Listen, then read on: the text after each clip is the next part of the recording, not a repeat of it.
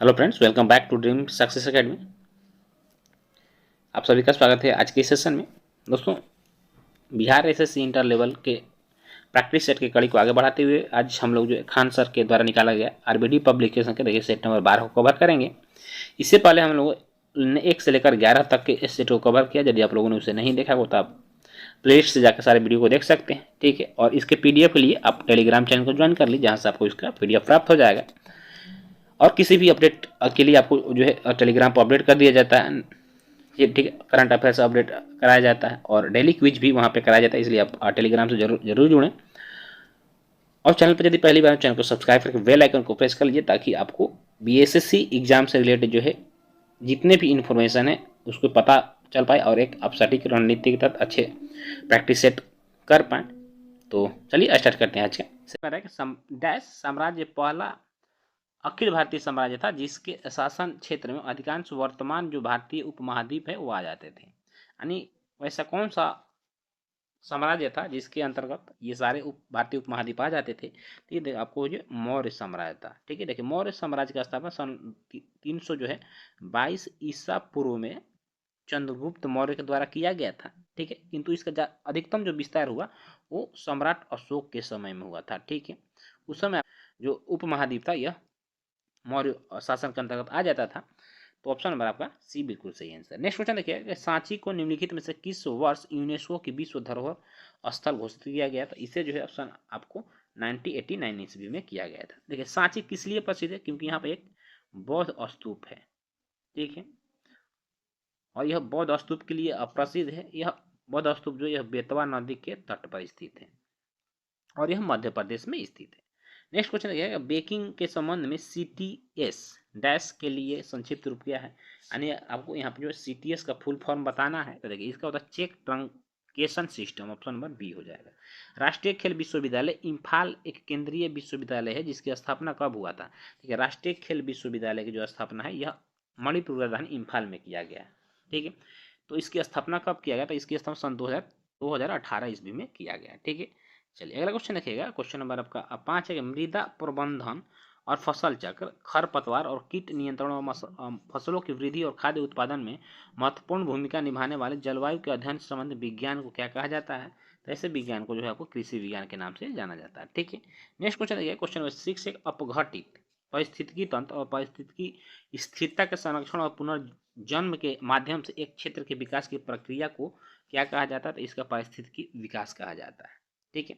ठीक है, पारिस्थितिकी विज्ञान का यदि जनक है भारत में, तो इसके जो जनक थे यह रामदेव मिश्र थे। ये क्वेश्चन याद रखिएगा, ठीक है। रामदेव मिश्र थे किसके? पारिस्थितिकी विज्ञान के जनक। नेक्स्ट क्वेश्चन है कि टेनिस में ओपन एरा की शुरुआत डैश में हुई जब ग्रैंड स्लैम टूर्नामेंट्स ने पेशेवर खिलाड़ियों को नवोदित खिलाड़ियों के साथ प्रतिस्पर्धा करने की अनुमति दी। तो यह जो है आपको सन 1968 ईस्वी में इसकी शुरुआत की गई थी। अब देखिए बात करते हैं ओपन एरा क्या है। तो देखिए यह ओपन एरा एक ऐसा प्रक्रिया है, ठीक है, जो खिलाड़ी टेनिस में रुचि रखते हैं तथा अच्छा खेलते हैं उन्हें भी इस खेल में शामिल करने के लिए इसकी शुरुआत की गई थी, ठीक है। लेबैंग बुमिनी निम्नलिखित में से किस राज्य का एक प्रदर्शनकारी नृत्य है? कौन सा? याद रखें, लेबैंग बुमनी। तो यह जो है आपको त्रिपुरा का प्रदर्शन, यह एक लोक नृत्य है। क्वेश्चन नंबर 9 देखिए, एग्जाम वॉरियर्स। देखिए इंपॉर्टेंट क्वेश्चन है, ठीक है। एग्जाम वॉरियर्स नामक पुस्तक के लेखक कौन है? तो इसके लेखक जो है आपको नरेंद्र मोदी हैं। हमारे पीएम कौन है? नरेंद्र मोदी। इन्होंने ही एग्जाम वॉरियर्स लिखा था, ठीक है, बच्चों को उत्साहित करने के लिए। अगला क्वेश्चन देखिएगा, क्वेश्चन नंबर 10 है कि मनुष्यों में गुणसूत्रों के कितने युग्म होते हैं? देखिए, मनुष्यों में गुणसूत्रों को टोटल 23 युग्म होते हैं और यदि सिर्फ क्रोमोसोम पूछे तो आपको 46 हो जाएगा। तो यहाँ पर देखिए जोड़ा पूछ रहा है तो 23 जोड़ा हो जाएगा। क्वेश्चन नंबर 11 है कि निम्नलिखित में से कौन सा पुरस्कार प्रतिष्ठित अंतर्राष्ट्रीय खेल प्रतिस्पर्धाओं में पदक विजेताओं के कोच को दिया जाता है? देखिए, कोच को दिया जाना जो पुरस्कार यह आपको द्रोणाचार्य पुरस्कार है, ठीक है।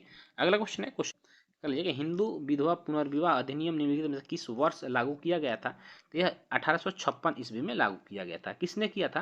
तो लॉर्ड डलहौजी ने इसे लागू किया था। और हिंदू विधवा पुनर्विवाह को लागू करने में जिन्होंने अथक प्रयास किया था वो ईश्वर चंद्र विद्यासागर थे, ठीक है।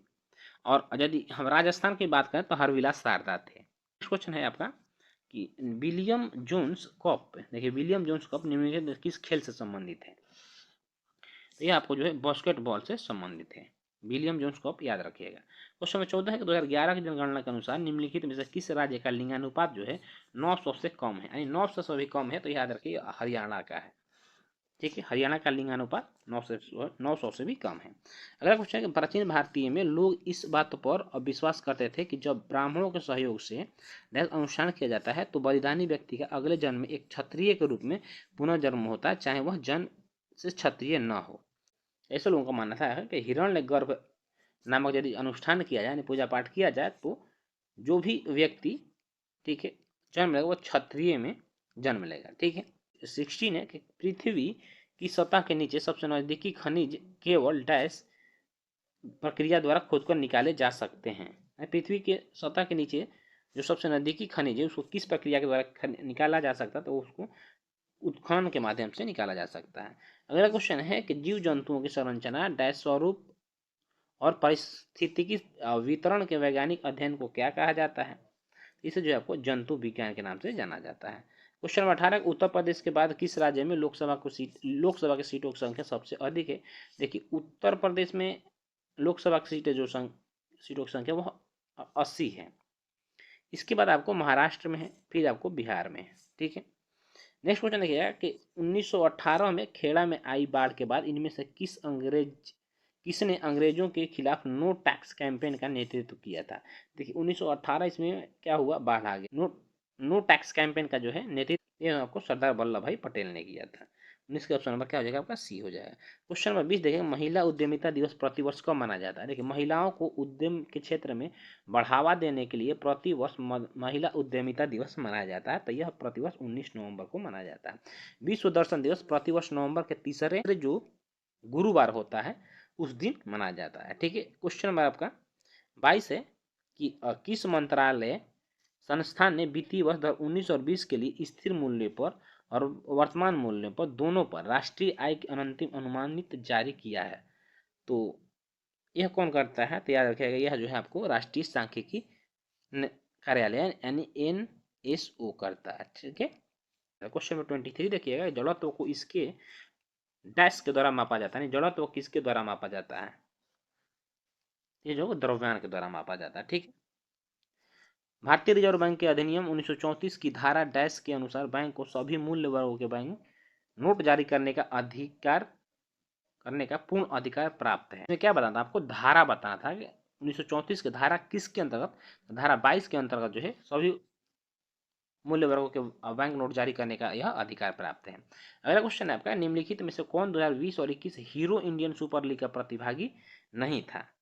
याद रखिए यह कोची FC नहीं था। देखिए हीरो इंडियन सुपर लीग जो तो है यह आपको फुटबॉल से संबंधित है, और यह फुटबॉल का जैसे आपको IPL होता है वैसे ही फुटबॉल का लीग होता है जिसे हीरो इंडिया सुपर लीग कहा जाता है। ठीक है, नेक्स्ट क्वेश्चन है पौधे और पशुओं में जैविक घटनाएं जैसे कि फूल आना, पत्तियां निकलना, सुष्पतावस्था, प्रजनन और प्रवासन आदि के समय का अध्ययन क्या कहलाता है? ठीक है, तो ये जो है फिनोलॉजी कहलाता है।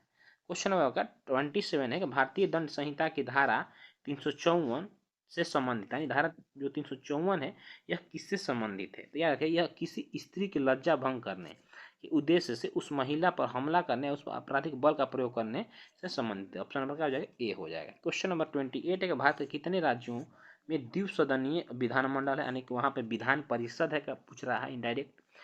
द्विसदनीय मतलब ठीक है जहाँ पे विधानसभा और विधान परिषद दोनों होता है। तो कितने राज्यों में विधान परिषद है? तो यह 6 राज्यों में है। कौन कौन सा? तो सबसे पहले याद रखिए यूपी, फिर आपका हो जाएगा बिहार, ठीक है, फिर याद रखिए महाराष्ट्र हो जाएगा, फिर आपका कर्नाटक हो जाएगा, और एक हो जाएगा आंध्र प्रदेश, और उससे अलग हुआ है कौन? तेलंगाना। इन 6 राज्यों में जो है आपको विधान परिषद है। ये क्वेश्चन पूछ देता है कभी कभी कि इनमें से किसमें विधान परिषद है, किसमें नहीं है।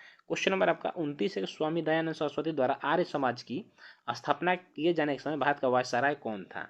तो देखिए आर्य समाज की स्थापना हुआ सन 1875 ईस्वी में। उस समय भारत का वायसराय कौन था? उस समय भारत का वायसराय लॉर्ड नॉर्थब्रुक था। क्वेश्चन नंबर 30 है निम्नलिखित में कौन सा भारत का पहला स्वदेश विकसित टीका है जिसे सीरम इंस्टीट्यूट ऑफ इंडिया ने bill and Melinda Gates foundation और पाथ के सहयोग से विकसित किया है? तो यह जो है आपको एंथ्रेक्स है।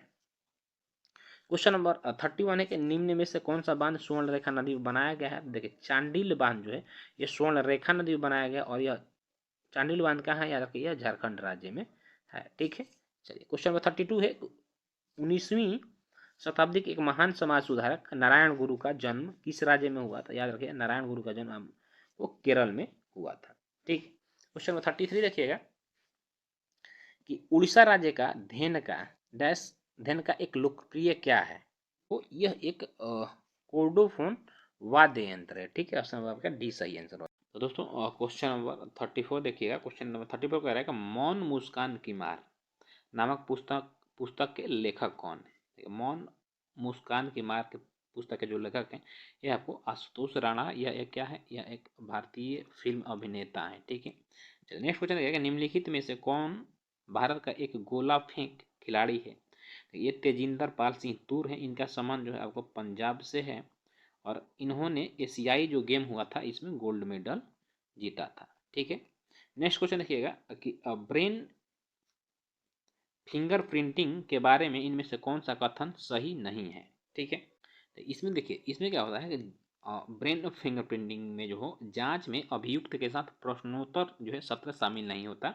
ऑप्शन नंबर आपका सी सही हो जाएगा। सी, ठीक है, निम्नलिखित में से कौन सी भारतीय मलिन बस्ती विश्व की सबसे बड़ी मलिन बस्तियों में से एक है। यानी झोपड़पट्टी को ही मलिन बस्ती कहा जाता, तो आप लोगों ने बहुत बार फिल्मों में सुना होगा। मलिन बस्ती कौन सा, आपको धारावी। ठीक है, धारावी देखिए यह आपको मुंबई में है। ठीक है, जो कि विश्व के सबसे बड़ी मलिन बस्ती है।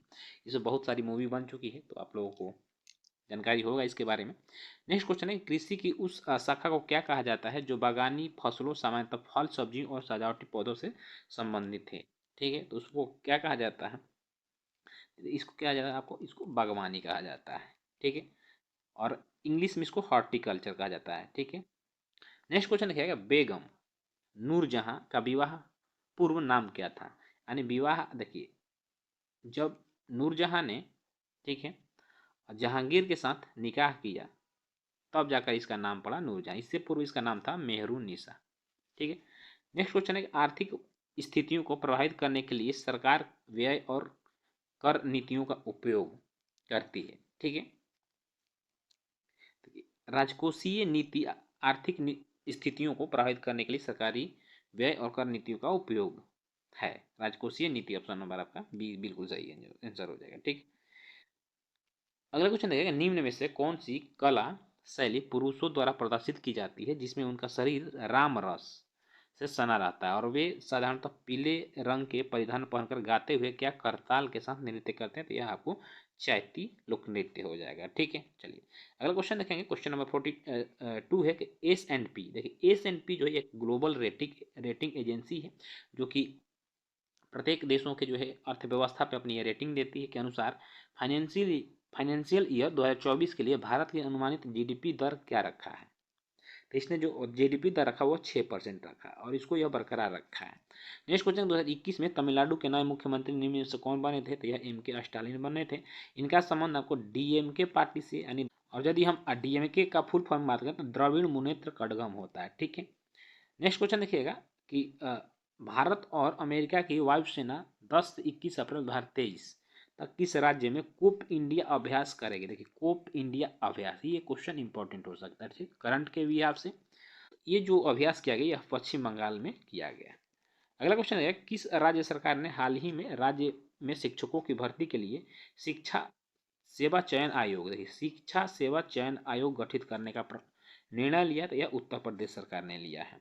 भौगोलिक संकेत रजिस्ट्री ने ब्रांड को विशिष्ट पहचान देने के लिए सुगंधित चावल नागरी दुबराज देखिए ये नागरी दुबराज जो है यह चावल का किस्म है जो कि सुगंधित चावल है। क्या भौगोलिक संकेत GI टैग प्रदान किया है। नागरी दुबराज किस राज्य का जो है चावल है, तो याद रखिए यह आपको छत्तीसगढ़ का चावल है नागरी दुबराज। ठीक है, चलिए अगला क्वेश्चन देखिएगा कि निम्नलिखित में से किस राज्य सरकार ने हाल ही में राज्य में सीएम द जोगशाला कार्यक्रम की शुरुआत किया। तो यह पंजाब सरकार के द्वारा किया गया है। निम्नलिखित में से किस IIT ने भारत की G20 प्रेसिडेंसी के तहत यूथ 20 परामर्श का आयोजन किया। तो ये IIT कानपुर ने किया था। ठीक, क्वेश्चन नंबर 49 देखिएगा कह रहा है कि निम्नलिखित में से किस बैंक ने प्रतिस्पर्धी सुविधाओं के साथ वेतन खाता धारकों के लिए प्रीमियम पेरोल पैकेज पेश किया, तो यह आपको कैनरा बैंक ने किया है। क्वेश्चन नंबर 50 है कि एशियाई विकास बैंक एडीबी ने फाइनेंशियल ईयर 24 के लिए भारत के विकास के अनुमान को 7.2% घटाकर कितने प्रतिशत कर दिया है। देखिए, एडीबी भी अपना रेटिंग जारी करता है, तो इसने भारत का जो जीडीपी रखा, वृद्धि दर रखा था जीडीपी का, वो फाइनेंशियल ईयर 24 के लिए 7.2% रखा था, किंतु अब इसे घटाकर ये 6.4% कर दिया गया। ऐसा क्यों किया गया है? क्योंकि भारत में जो घरेलू कारकें हैं उससे जो है जीडीपी प्रभावित हो सकती है, ऐसा इन्होंने कारण दिया है। चलिए आगे देखें क्वेश्चन नंबर 51 के अनुच्छेद 170 के अनुसार, देखिए अनुच्छेद 170 के अनुसार प्रत्येक राज्य की विधानसभा में सीटों की संख्या जो है मैक्सिमम यानी इतना से अधिक नहीं होनी चाहिए, तो 500 से अधिक जो है आपको नहीं होनी चाहिए, और इसका व्याख्या अनुच्छेद 170 में किया गया है। नेक्स्ट देखेंगे ग्लोबल पोजिशनिंग सिस्टम, जिसे जीपीएस, देखिए जीपीएस का नाम आप लोग बार बार सुने होंगे। तो जीपीएस का फुल फॉर्म जो होता है, यह एक लोकेटर सिस्टम है, यानी कि किसी भी व्यक्ति या वस्तु का जो है यह स्थान को चिन्हित करता है। इसका फुल फॉर्म होता है ग्लोबल पोजिशनिंग सिस्टम। कई उपग्रहों का एक नेटवर्क है जो लगभग कितनी ऊंचाई पर पृथ्वी की परिक्रमा कर रहा है, तो यह जो है आपको लगभग 20,000 किलोमीटर की ऊंचाई पर जो है परिक्रमा कर रहा है। क्वेश्चन नंबर 53, परमाणु ऊर्जा विभाग की इकाई, ठीक है, Raja Ramanna centre for advance technology कहाँ स्थित है, तो यह आपको इंदौर में स्थित है। और यदि हम Raja Ramanna centre for advance technology की बात करें, जो स्थापना करने के श्रेय जाता है यह होमी जहांगीर भाभा को जाता है। इसकी स्थापना सन 1984 ईस्वी में किया गया था। ठीक है, अगला क्वेश्चन देखिए, इनमें से कौन सा मानव रक्त में नहीं पाया जाता है, तो ये लिकोसाइट पाया जाता है, लिम्फोसाइट, मोनोसाइट, कोंड्रोसाइट जो है मानव रक्त में नहीं पाया जाता है। अगला क्वेश्चन है कि पानी की कमी के कारण कोशिका के संकुचित होकर कोशिका भित्ति से अलग होने की प्रक्रिया को क्या कहा जाता है, तो इसे जो है प्लाज्मोलाइसिस कहा जाता है। ठीक है, क्वेश्चन नंबर 56, केंद्रीय प्रदूषण नियंत्रण बोर्ड द्वारा रात्रि के दौरान आवासीय क्षेत्रों के लिए प्रस्तावित मानक शोर क्या है। ठीक है, तो यह लगभग 45 डेसिबल है, इससे अधिक नहीं होना चाहिए। द्रव्यमान के आधार पर अमोनिया में नाइट्रोजन और हाइड्रोजन का अनुपात ज्ञात कीजिए। इसमें जो है आपको अमोनिया का 14 हो जाएगा और हाइड्रोजन का जो है 3 हो जाएगा, तो 14:3 हो जाएगा आपका। ठीक है, क्वेश्चन नंबर 58 है, पहली पीढ़ी की कंप्यूटर प्रणालियाँ किस पर आधारित थी। जो पहली पीढ़ी की कंप्यूटर होता था उस किस प्रणाली पर आधारित था, याद रखिए वो वैक्यूम ट्यूब पर आधारित था। ऑप्शन नंबर क्या हो जाएगा आपका, सी आंसर सही हो जाएगा। ठीक है, इनमें से किस संस्थान को परमाणु एवं त्वरक प्रौद्योगिकी पर आधारित अनुसंधानों के क्षेत्र में शामिल संस्थानों की जननी के रूप में माना जाता है, तो यह जो है आपको भाभा परमाणु अनुसंधान केंद्र को माना जाता है। ठीक है, BARC को माना जाता है, ऑप्शन नंबर आपका ए सही हो जाएगा। क्वेश्चन नंबर 60 है, निम्नलिखित में से कौन सा पर्वतीय दर्रा भारत, चीन और म्यांमार की त्रिसंधि का निर्माण करता है। देखिए ये क्वेश्चन जो है आपके लिए इंपॉर्टेंट हो सकता है, क्योंकि यह दिफू दर्रा आपको एक ऐसा पॉइंट है जहां पर भारत, चीन तथा म्यांमार की सीमा रेखाएं मिलती हैं। यह एक विवादित क्षेत्र भी है। क्वेश्चन नंबर 61 है, किन भूकंपीय तरंगों में अनुप्रस्थ विस्थापन शामिल होता है। ये जो आपको इस तरंगों में होता है। देखिए इस तरंगें जो होती है यह सिर्फ ठोस में गमन करता है। पी तरंगों के बारे में कल आपको बताया था मैंने, ये इसे प्राथमिक तरंग कहा जाता है, और यह ठोस, द्रव तथा गैस तीनों में गमन कर सकती हैं, जबकि इस तरंगें सिर्फ ठोस में गमन कर सकती हैं। कि चंद्रमा पर कदम रखने वाला दूसरा व्यक्ति कौन था, तो आपको दूसरा व्यक्ति के नाम बताना है। पहले का तो सभी लोग नाम जानते होंगे, ये पहला व्यक्ति जो था नील आर्मस्ट्रांग था, किंतु दूसरा व्यक्ति आपको बताना है, तो यह आपको बज एल्ड्रिन। 63 है कि कंप्यूटरों में डिलीट की गई फाइलें डैश में चली जाती हैं। देखिए जब भी कंप्यूटर में कोई फाइल आप डिलीट करिएगा, ठीक है, तो वो आपको रिसाइकल बिन में चली जाती है, मतलब आप इसको फिर से क्या रीस्टोर कर सकते हो। रिसाइकल बिन से भी आप डिलीट करते हैं तो जाकर वो परमानेंटली डिलीट हो जाती है। ठीक है, तो कभी भी आप कंप्यूटर में कोई चीज़ डिलीट करते हैं तो ये समझिए कि परमानेंट डिलीट नहीं होता, पहले वो रिसाइकल बिन में जाता है, यहाँ से यदि आप डिलीट करते हैं फिर जाकर वो परमानेंट होता है। ये इसलिए दिया गया है ताकि आप मान लीजिए गलती से कोई चीज़ डिलीट कर दिए, फिर आपको उसको रिकवर करना है तो आप आसानी से कर सकते हैं। नेक्स्ट क्वेश्चन है, भारतीय योजना आयोग का गठन किस वर्ष किया गया था। यह सन 1950 ईस्वी में किया गया था, किंतु फिर 2014 में इसे समाप्त कर दिया गया और 2015 में इसके जगह नीति आयोग का गठन किया गया। क्वेश्चन नंबर 65 है, निम्नलिखित में से कौन सा पादप हार्मोन वृद्धि को रोकता है और पत्तियों को मुरझाने के लिए जिम्मेदार होता है। देखिए यह एब्सिसिक एसिड है। एब्सिसिक एफसीसी एसिड जो है पौधों की वृद्धि को रोकता है, जबकि ऑक्सिन जो है वो पौधों की वृद्धि में सहायक होता है। जिब्रेलिन जो होता है ना, जिब्रेलिन यह आपको पौधों के जो तना होता है, तना का विकास करता है। चलिए आगे देखिएगा कि प्रकाश वर्ष नामक इकाई का उपयोग डैश के मापने के लिए किया जाता था, इसे दूरी मापने के लिए किया जाता है।